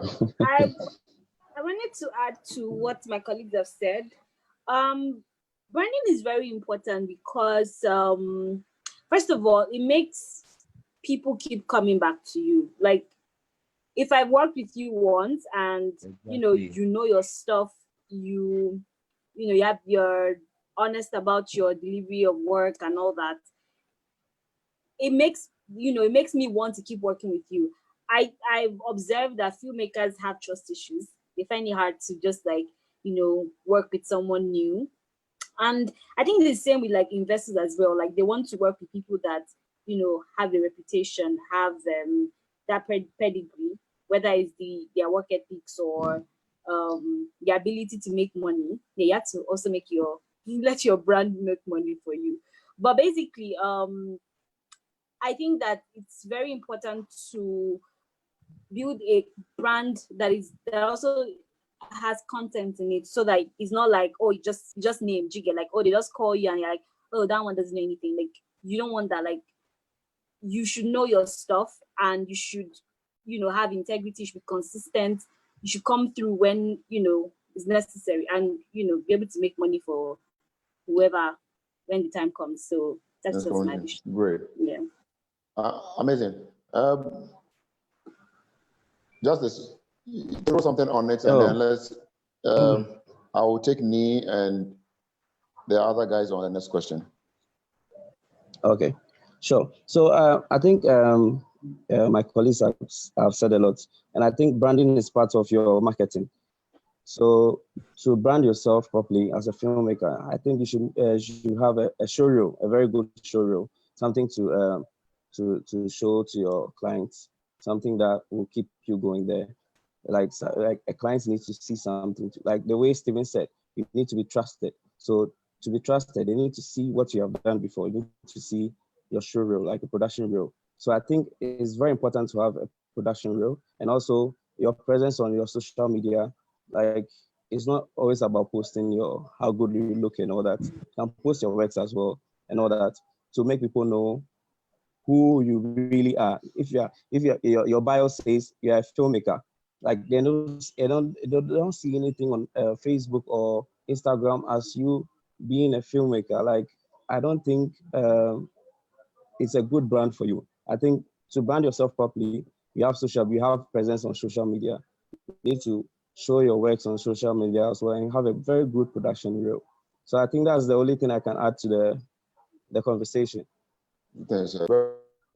Yeah. Very, very, very, very key. Amazing, amazing. We are going down. So we have spoken at length. We've spoken at length as to what filmmakers should come in with, what they should be looking out for in the African film industry.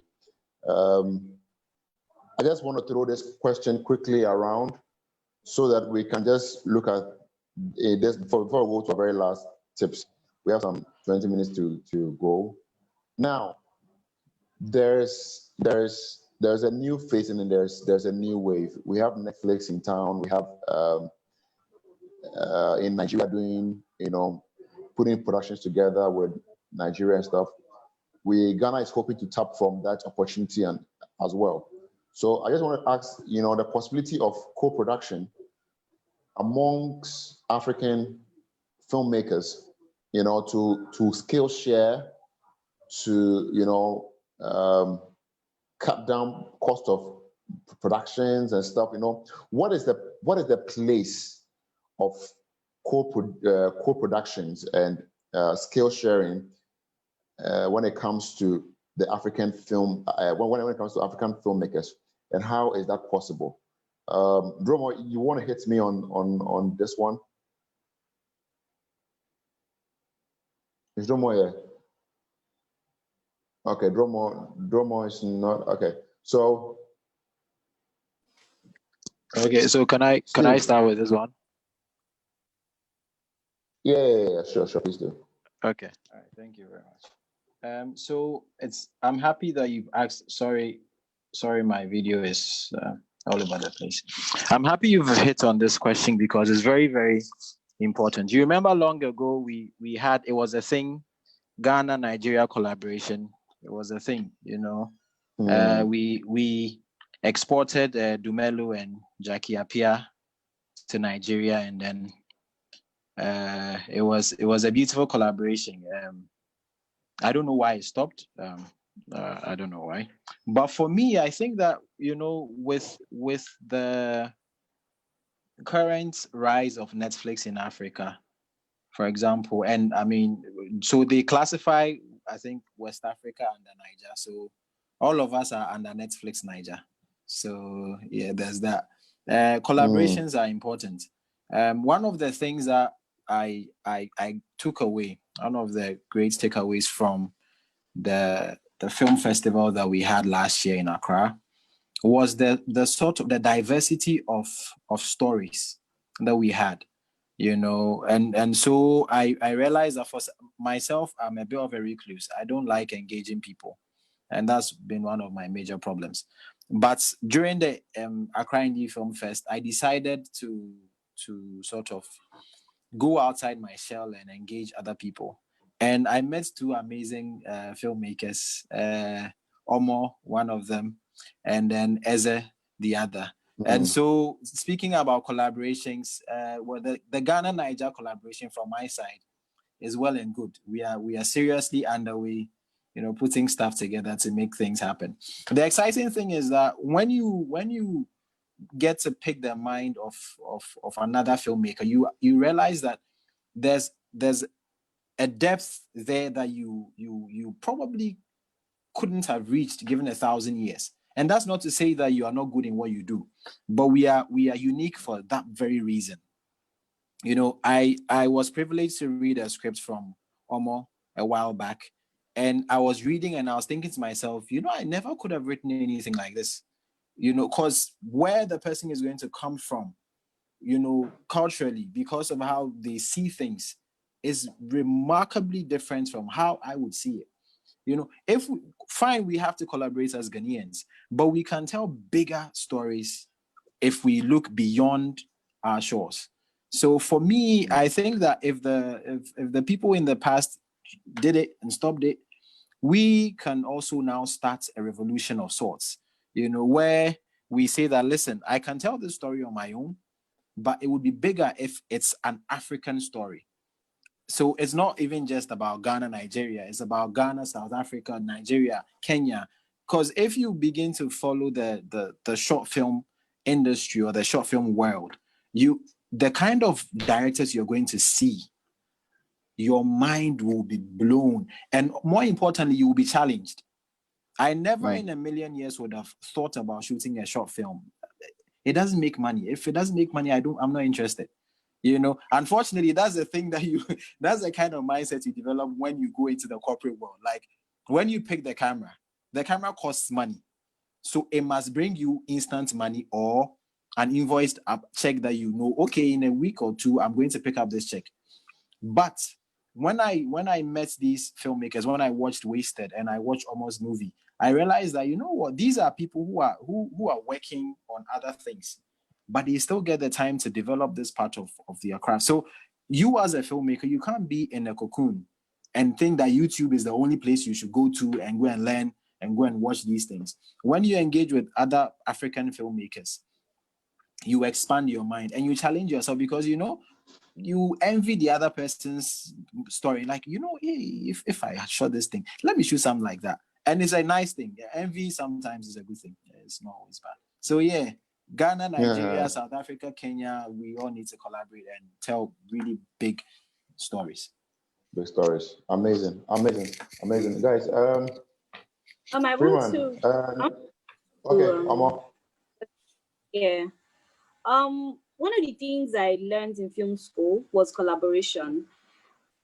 It's so amazing how, like, you know, we're a class of filmmakers and everyone is pulling all of their skills to make, even if it's a 1 minute short. And I think it was with that mindset that I approach filmmaking. I'm always like, you know, we don't have money. Filmmaking is expensive. So I can do this, you can do that. Can we make something? Like, well, I mean, I'm yet to, you know, bring something out of all that. But I just think it's very important for us as filmmakers.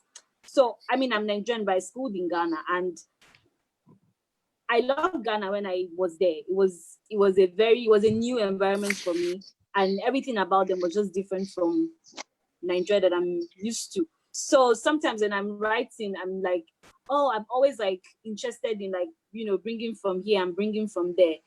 And I feel like, I mean, it makes me really excited about like things like that. Like, I'm like, why can't we collaborate? Like, yes, filmmaking is expensive, but I know you in Ghana, you know somebody in Togo, you know somebody here. Why can't we come together and make our stories? Like, I think that it will be so much bigger, and it will even make filmmaking fun and, you know, easier, so to say, if we were more open to those things. Because yeah, like I said, filmmaking is expensive, but if we can pull our resources together, you know, it will make a lot of difference.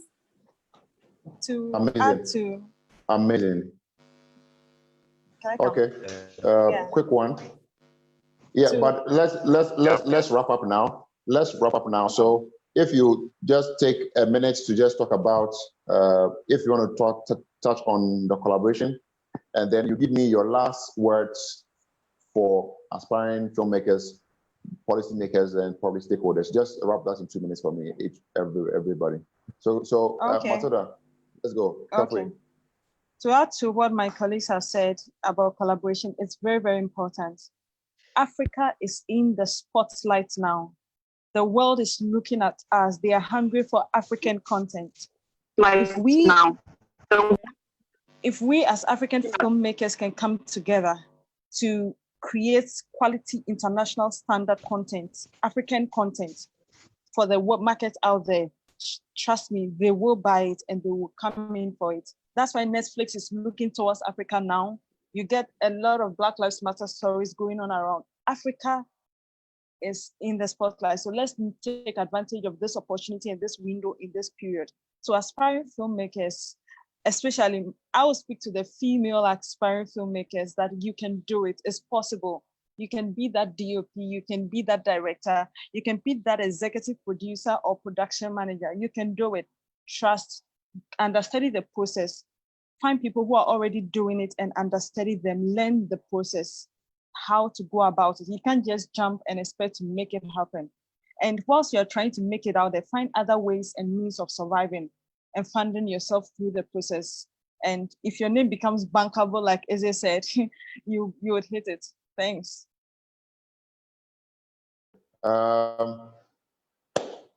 Dromo. Right, I'm here. Great. Let's anything on collaboration and then your final words to aspiring filmmakers and stakeholders as well. All right, so I'm very sorry, guys. I actually went off for a while. I had a power cut, so that's why I'm very sorry. Okay, so I'm talking about collaborations. Collaborations is very important. Like a saying goes, if you want to go fast, go alone. If you want to go far, you go with others. Yes. So collaboration is very important. And in African here, I don't see much of filmmakers coming together to produce a film, a major film, a major feature. I mean, I've actually noticed one or two in Nigeria, but in Ghana here, I've actually not seen much here in Ghana. Not to talk of even West Africa. So I think collaboration as in general, we as Pan Africans has to come together.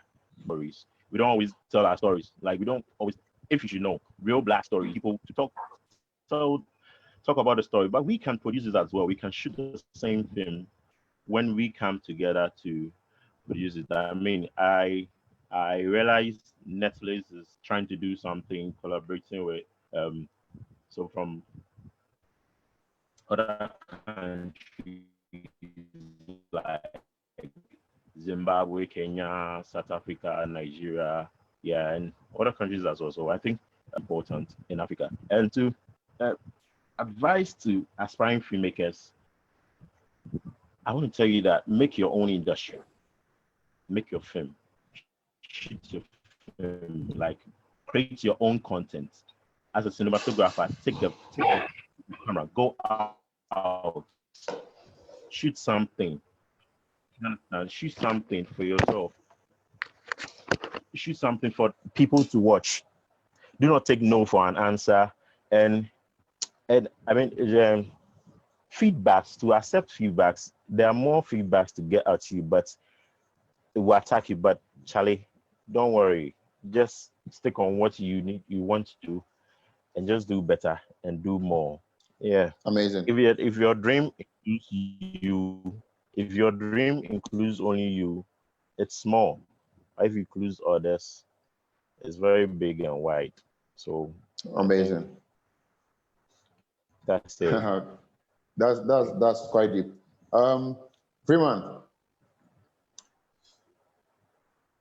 Freeman, are you with us? Oh, where's Freeman? Freeman is Freeman. Hello. Yeah. Great, amazing. So touch a little on the collaboration, and then you can go on and then talk about your final words to aspiring filmmakers and existing filmmakers, stakeholders, and policymakers. Okay.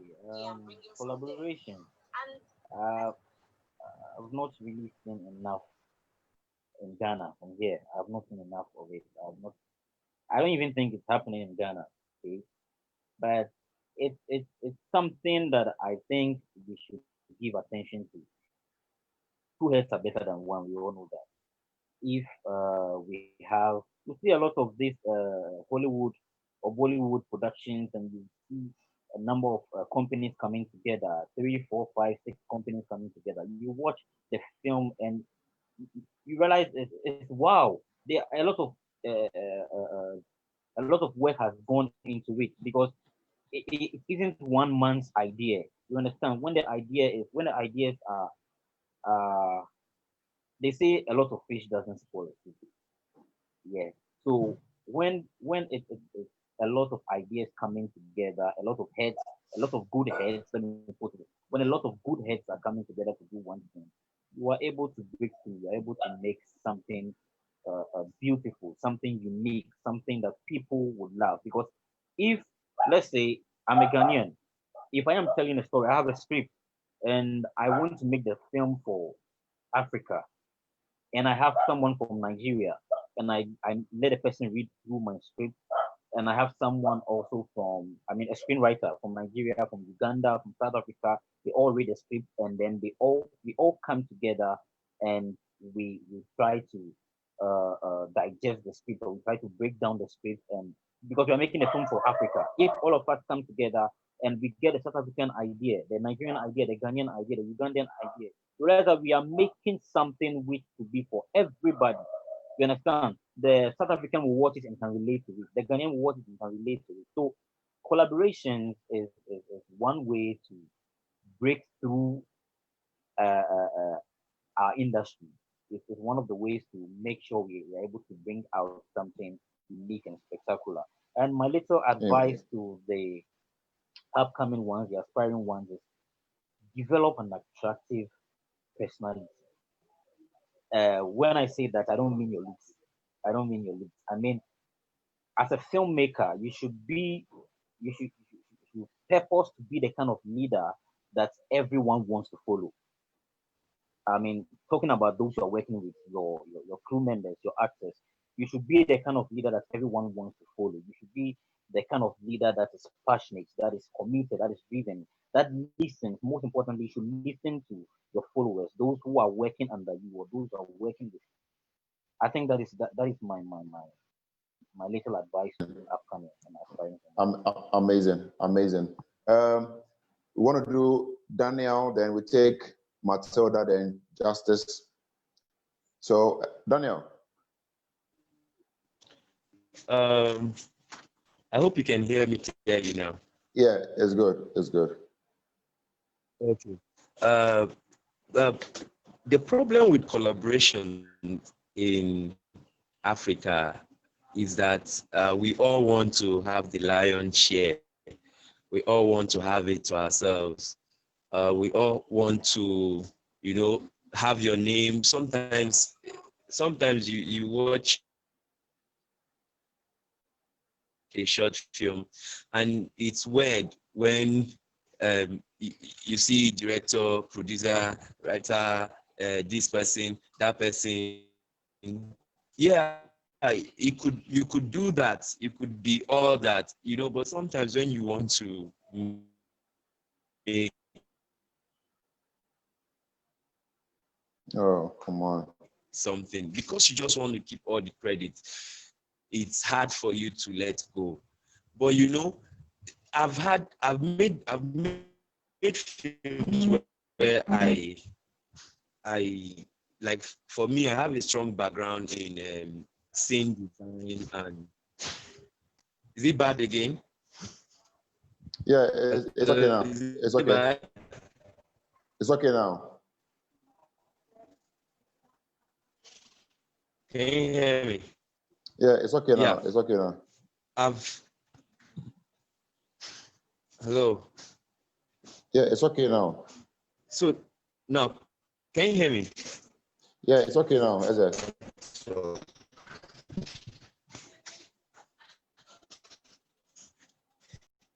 Oh. Yeah. It's very draggy. Find someone who's standing well. It's very draggy. Okay, Matilda. Yeah, am I good? Yeah, you can hear me now? Not. Okay, so now I've made a film where, because I have good background in because I have good background in scene design and property management and scene design. Sometimes I make my scene design and all that, but I don't. Is it?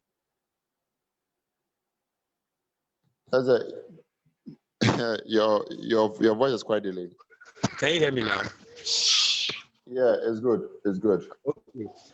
So, like I said, because they want to keep the entire credit, they find it hard to let go of it. So they want to just do it themselves. But collaboration is very, very. It helps you. It saves you a lot. It saves you a lot. Sometimes you might have somebody who has a camera and you have the story. You guys can come together and share the credits and do this thing, because you might actually have the idea, but you don't have the funds.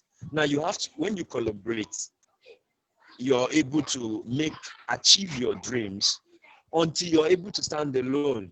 You understand? And then, I mean, I don't know why sometimes we want to always stand alone. We can actually do this thing together and act from here and there. Like I told Stephen, while we were in Ghana for Accra Indie Film Festival, that I would like to do something, and I would want to also collaborate with him. And we haven't talked about it, but on my own side, there are some plans I'm putting in place. There's a web series I'm working on that I am putting in the web series a Ghanaian character that I hope that by the time we start working on the web series, I can actually come to Ghana and work on that character. And now coming to Ghana to work on that character, I wouldn't come to that space. I want to handle it myself. I would definitely work with somebody. Because I have been to AIF or to Ghana, I'm able to think that way. So that's what collaboration gives you. It makes you stretch beyond your reach. It makes you go beyond your boundaries. So now for upcoming filmmakers, my advice to you would be that you should wake up every morning and choose to be a filmmaker. Every morning you wake up, you have to choose again daily to be a filmmaker. And when you make that choice, you don't just stop at choosing to be a filmmaker. You have to go all out and work on it. Though it might be hard, though the criticism might come, like Nino said, though though you might not get anything at the onset, but just wake up every morning and choose that, irrespective of the hardship, irrespective of how hard it is to actually survive as a budding filmmaker in Africa, that you have chosen this field. And at the long run, it will pay you. At the long run, when you are bankable, it will pay you, because it's these little things that you have done today that will make you bankable tomorrow. So wake up every day and choose to be a filmmaker. Amazing, Charlie. Amazing. Kafui, Kafui has already done has Omo and Justice, right? I think there are only two left. So Omo, you want to go and then Justice will end it for us? Okay. Well, I already talked about collaboration, but my advice to the upcoming filmmakers, first of all, if you're choosing filmmaking, it's a career. It's what you do. It's just like you can be a doctor or a lawyer. That's how you can be a filmmaker. So you have to show up. You have to do the work. You might not have to go to film school to work as a filmmaker, but you have to do whatever it takes to build your craft, to build your skills, to get better, to progress basically. To investors, policymakers, like I said, filmmaking is a career. It's an industry that makes a lot of money. So we also need the same security as every other worker in society. We need to collaborate. We need more African. We don't always have to wait for international people to bring money to us. We have people that have money here. They should equally take the risk and believe in us like every other person, and fund our projects. And yes, we should collaborate once again, because collaboration is it's key. Amazing. So thank you. So we have Steve, you've not gone. Justice, you've not gone. Joshua, have you gone? So I think we have the last three. Joshua, you're yet to speak, right? I have. Okay, you've wrapped up. So Justice and Stephen. I think Justice would go and then Stephen will end. Justice, let's hear your final words.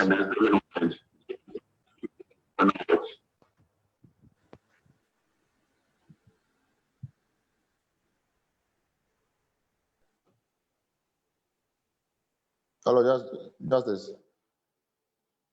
Okay, Steven. Yeah. Oh, All Justice right, is gone. all right, Charlie. Okay. I think his network is not stable. Oh, okay. All right. So, So last words. your last words to filmmakers, aspiring filmmakers, existing African filmmakers and stakeholders, policymakers. Okay. So first of all, I think we need to do the right thing by saying thank you to our host for having us today. This is an insightful conversation, and I know that the people who have watched us, and the beautiful thing is that people who come watch later, now and forever, will always have something to take away. So you, Kwesi, made this possible, and for that we are very grateful.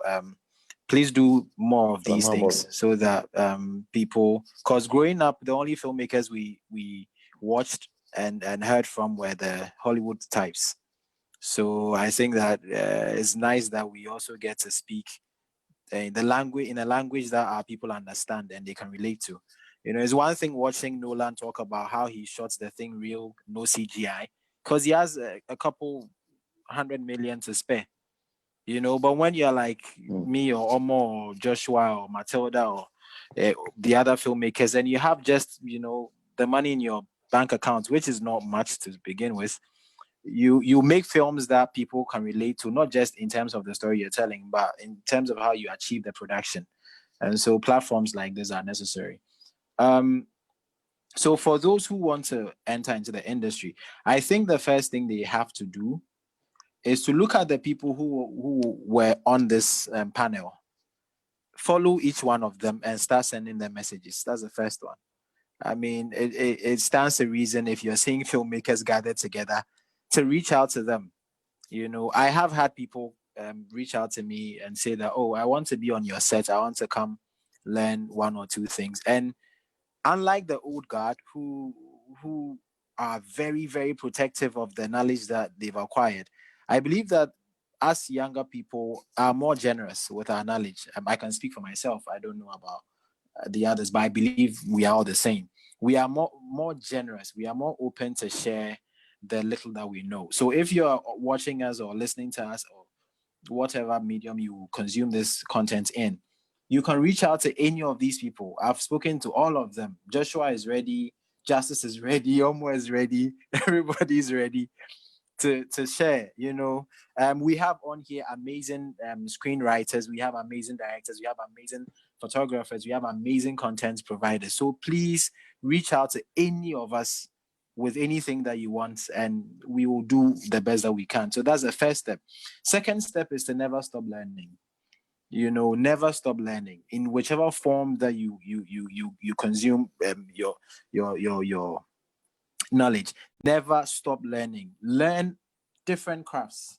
Learn how to do the production design. Doesn't mean you're going to do it yourself, but no.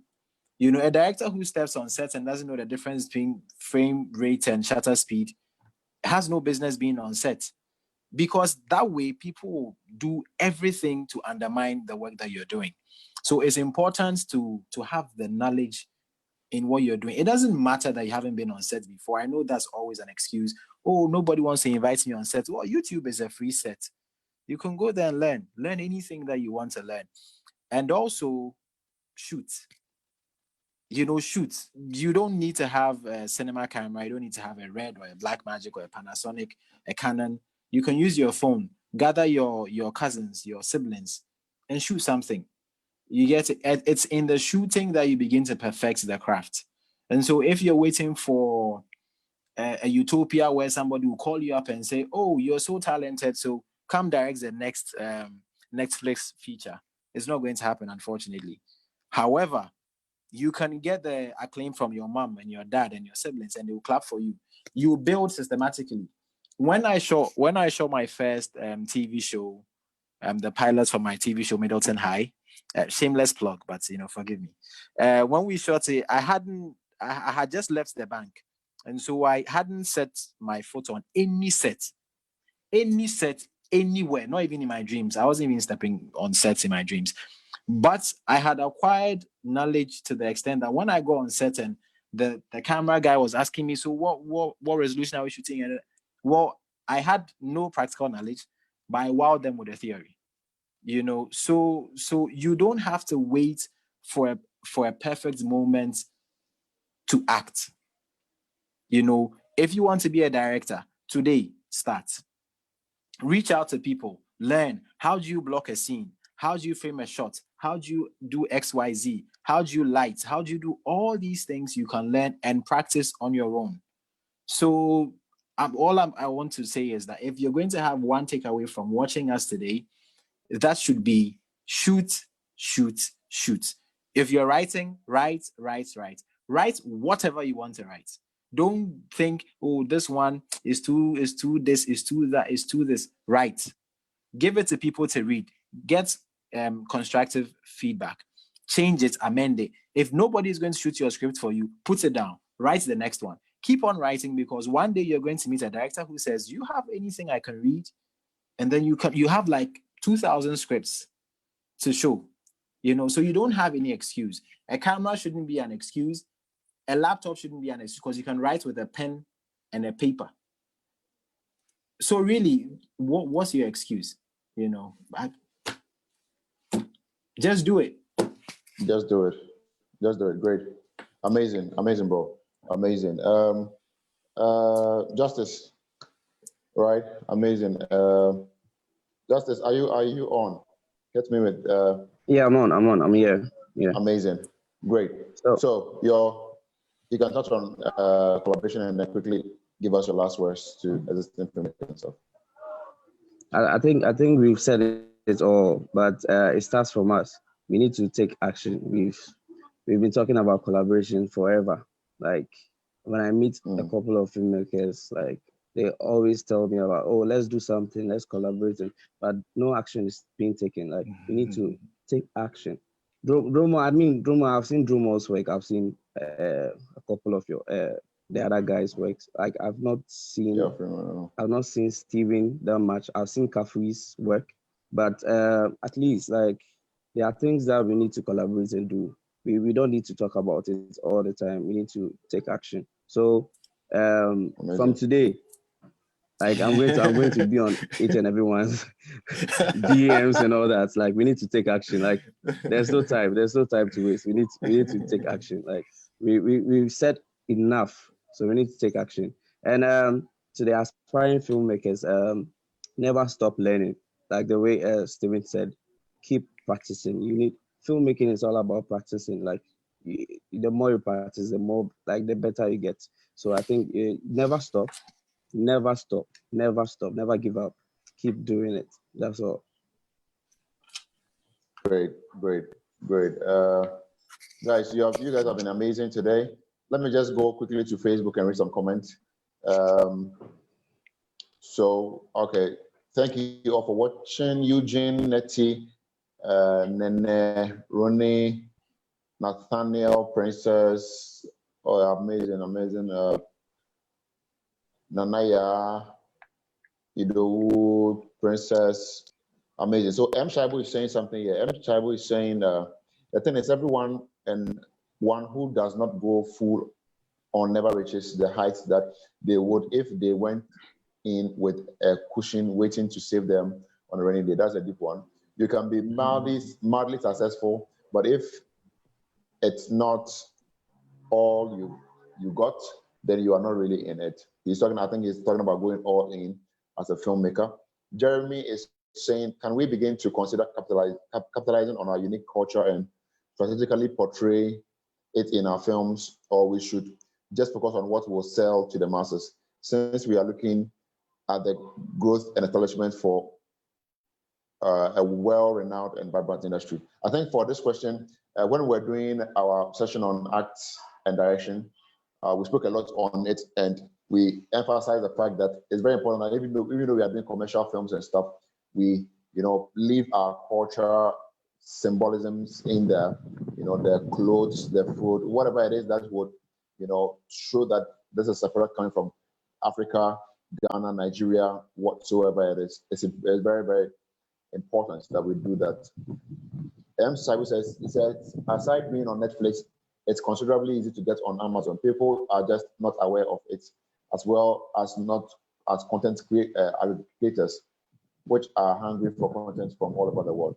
Okay, so Emsai was talking about also mounting and putting your content on Amazon, which is very easy to do. Reagan is here, a long list I cannot go through. So guys, thank you very much. I can't say thank you enough to everyone who was a part today. You guys have been amazing. Kafui, Justice, me, Daniel, Omo, Steven, Freeman, you guys have been amazing. I've really enjoyed the insight. And like Justice said, we are talking, let's begin to take action, and let's begin to go out there and keep being amazing.